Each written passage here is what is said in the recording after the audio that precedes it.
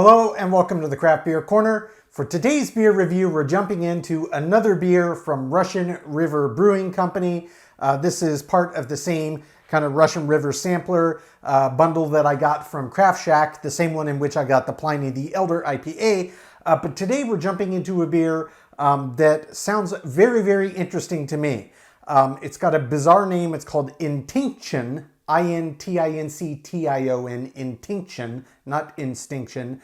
This one is a Pilsner, but it's not your normal Pilsner. For starters, it's got an astronomical ABV for a Pils at 8.25%. They easily could have called this an Imperial Pilsner, something you basically never see. But today's, aside from being high ABV, also has been barrel aged, specifically in sauvignon blanc barrels. It has added sauvignon blanc grapes and brettanomyces. So it's an imperial barrel-aged sour Pilsner. That's just something you don't see every day, so I am expecting this to be a very unique beer. Russian River is, of course, based in Santa Rosa, California. So before we get this open, label art on this one. It's just got a very clean design. If I'm not mistaken, I think that is a grape picker such as a vintner might have out in their wine fields. I could be mistaken, but I do believe that's what that tool is. Nonetheless, clean design, just has the name. We do have this nice caged cork on here. So we're gonna get the cage off first, as always, and I'm gonna scoot the glass out of the way and just see if we can get this. I got this towel here to give a good grip on the cork. This normally works quite well. Yep, no problem, came right out. Nice little pop. So now we will get this poured right into our classic Pils glass. All right. Yeah. Pouring a beautiful classic Pils, that nice straw, pale yellow color. This one's maybe a little bit darker than the norm due to, of course, more fermentables in here. 8.25% is going to impart more color in general. And I'm getting big notes of that Sauvignon Blanc as well as the brettanomyces on the nose.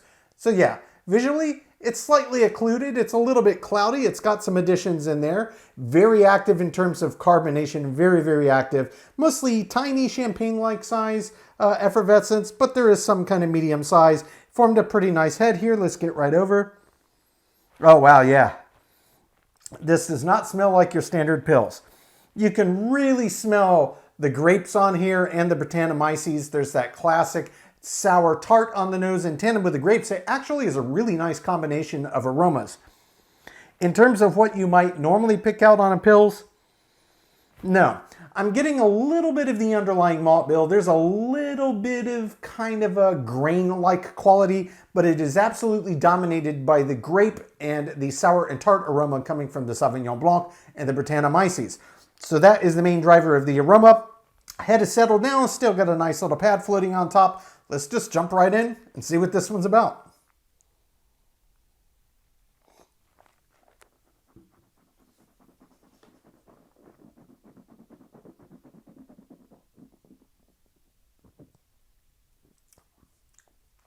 Oh man, that is a lovely beer. Wow. This reminds me of some of the best sours I've had from some of the kind of sour specialty craft brewers that I've gotten from Tavour. Typically quite pricey per bottle, but very, very well worth it. They're things that take time to get done right. This is very much putting me in mind of that. So the first thing I want to talk about here is the body and the mouthfeel. Yes, it's 8.25% ABV, but it still feels mostly characteristically a Pilsner. If you keep in the back of your brain, this is a higher than average by, something like give or take 3/4 ABV for a Pils. It still has the essence of a Pils. It doesn't feel oppressively heavy, but it is noticeably heavier in weight than a standard, run-of-the-mill 4 or 5% ABV kind of average range Pilsner. The same thing is true with the mouthfeel. There is a definite noticeable amount more resistance than your average Pilsner. The other thing I can say about this one is it doesn't get really silky or creamy or foamy. You can just feel the resistance when you move it around on the palate. As for the classic kind of drying crispness that you often get with most Pilsners, that is here. That could, of course, be caused from the underlying base Pilsner itself, or it could be from the brettanomyces, the kind of souring agent in this beer that often will help to crispen the finish on the end of a sip of a sour. So could be coming from either way, but either source, but either way, it's definitely present in this beer. So the next thing I want to talk about is the flavor profile. The first thing I got when I swallowed this, I said, this tastes like almost like an American version of a lambic to me. And that's a very high compliment. There's definite notes of this kind of tutti frutti flavor that you get often with brettanomyces. There's not really anything in here that tastes particularly barnyard or funk or gym sock or wet towel or, wet hay or anything. Nothing like that, which you often get as well with brettanomyces. This is just very clean. There's a little bit of a tutti frutti essence to it, and then there's a definite souring and tart, but this one is not pungent. It's not oppressive. I would say it's kind of middle of the road for your average sour in terms of pungency. It's got more kick than a Gosa, but it's not on the level of, say, a kettle sour. So it's somewhere in the middle. Very, very nice. The other thing that I noticed was the very clear and a very nice compliment that the Sauvignon Blanc grapes make, especially paired alongside the brettanomyces in this beer. Very, very nice. That flavor combination is absolutely fantastic. And last but not least, and very important, is yes, you can get the classic Pils kind of grainy quality out from underneath this, but it varies compared to a standard Pilsner because there's a lot of nuance you get in a normal Pils that frankly the Sauvignon Blanc and the brettanomyces are not allowing to come through just due to the nature of the beast. It's vying for attention for some of these subtleties that I'm sure are represented in this beer. You just can't really pick it out. So, a lot to talk about, very complex, very delicious. I'm going to jump back in for a second sip, let everything re-intensify, pick it apart one more time, make sure there's nothing I'm missing, then we'll talk about the balance and the overall finish. Very nice beer, very nice beer. It's equally as interesting as I thought it might be, and yeah, that head is still continuing to form a nice little pad on top, so take two.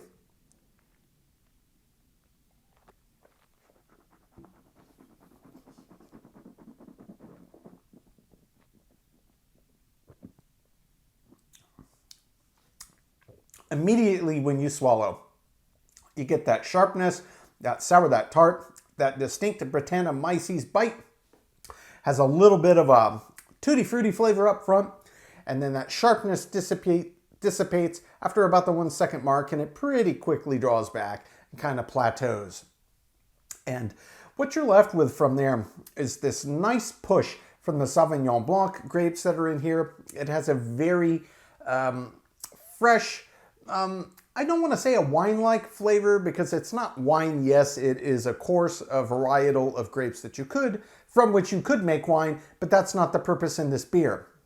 In here, it definitely puts more of a grape-like presence forward in the beer, and it pairs extremely well and comes into its own on the back end once that kind of intensity from the brettanomyces settles out. Then from there, you really start to notice the drying out effect on the palate. It's kind of all over, kind of situated. The dominant area of the palate is kind of on the front and the mid. There is a little bit on the back, but that starts to kind of open up. And once it starts to get to the drying stage, roughly that 5-10 second mark, that's when you start to be able to pick out some of the underlying Pilsner, malt, and grain bill subtleties.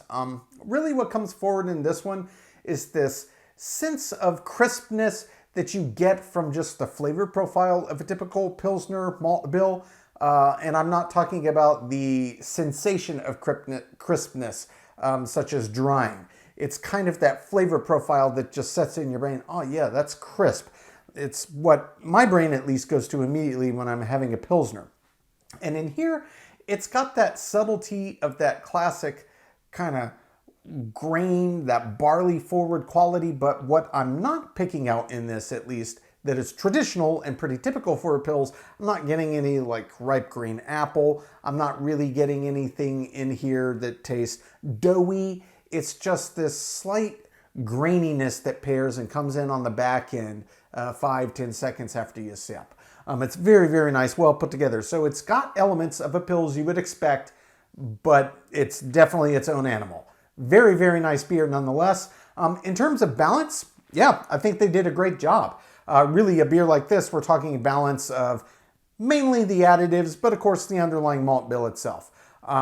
Yeah, really nothing I could fault it for here. The brettanomyces does a nice job. It's not over the top. It's not overly funky. It's got wonderful aroma presence, wonderful flavoring agent presence, and the sauvignon blanc does the exact same thing. So very, very well balanced beer. In terms of the overall finish, it is obviously quite a bit longer than your average Pilsner would be. This is not bitter as many Pilsners are. It doesn't lean forward with bitters. The souring and the tart from the brettanomyces is really what kind of is driving it on this. And it's longer than average, but maybe not quite as long as you would expect considering that it's soured and 8.25% ABV.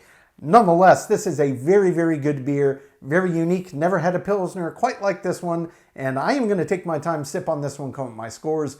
When we come back, we will get this beer ranked from top to bottom.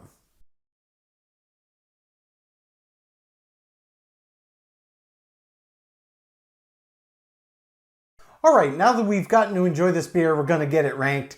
This was Russian River Brewing Company's Intinction, a Pilsner clocking in at 8.25% ABV. This one was aged in Sauvignon Blanc barrels, had added Sauvignon Blanc grapes, and also brettanomyces. Russian River is based in Santa Rosa, California. So, the second beer I've ever had from Russian River, I did get from Craft Shack, and much like Pliny, another really great beer. So far they're 2 for 2 for me. This beer did a great job across the board. It was very unique in terms of a Pilsner, and overall, I thought the beer drinking experience was excellent. Maybe not quite what the average Pilsner drinker would expect, but then everything about this beer screams non-traditional. So only 2 categories did not get a perfect score. We will jump straight to the 2 in question. The first of those is the finish. So the finish on this, in general, was very, very nice. Had the classic dryness that you would expect. Easily that could have come from the underlying Pilsner base beer itself or from the brettanomyces souring, because both would traditionally have a nice drying effect.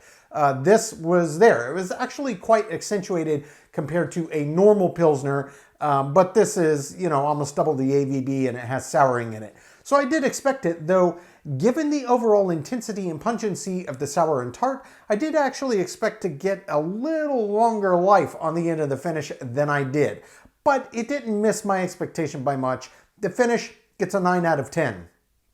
The second category that did not get a perfect score is the balance. This is one where I'm actually being kind of nitpicky, but I'm going to stand my ground on this. So yes, it's not a traditional Pilsner, and yes, there were all of these wonderful new elements from what they did with it and what they added to it. But the one thing that I came back to in this beer was I would have liked just a little bit more oomph from the underlying base Pilsner malt bill to come through and to shine through as well. I absolutely loved the aromatics that the brettanomyces and the Sauvignon Blanc brought to the table, as well as the flavor compounds. But frankly, they were so big and bold and intense that I found myself just wanting a little bit more of that classic Pilsner flavor profile to pop into the back.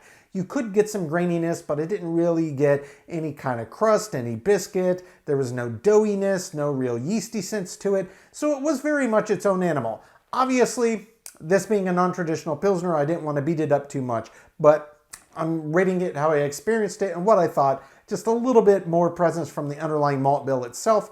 The underlying base classic Pilsner would have also been nice. But a small nitpick, I only docked 1 point in the balance as well.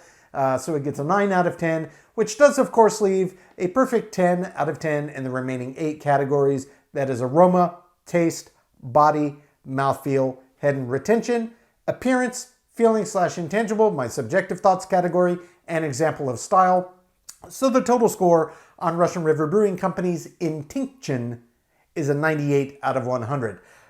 Nearly a perfect beer, guys, and for all intents and purposes, you could call it one. But my scores are my scores. I experienced what I experienced. Just another great beer, guys. Very, very unique. It almost feels a little, I don't want to say disingenuous, but it feels a little bizarre to call this a Pilsner. Yes, it technically was brewed with classic Pilsner ingredients, but then they barrel aged it, they made additions, they soured it, so it really is its own animal. But either way, it was a very, very nice beer, and just as a Pilsner is nice and thirst quenching and crisp, this was too. I gotta say, I really, really enjoyed it. Just another great beer from Russian River. My first couple I've had from them have been absolute home runs, so I am looking forward to getting through the rest of the sampler I got from Craft Shack. Folks, that is today's review. As always, I do sincerely appreciate you tuning in today. Please don't forget to like, comment, and subscribe. If you want to stay in the loop when our videos go live, just turn on your notifications, hit the bell icon. It is right next to the subscribe button. Until next time, keep it beer, keep it craft. We'll see you on the next one. Cheers.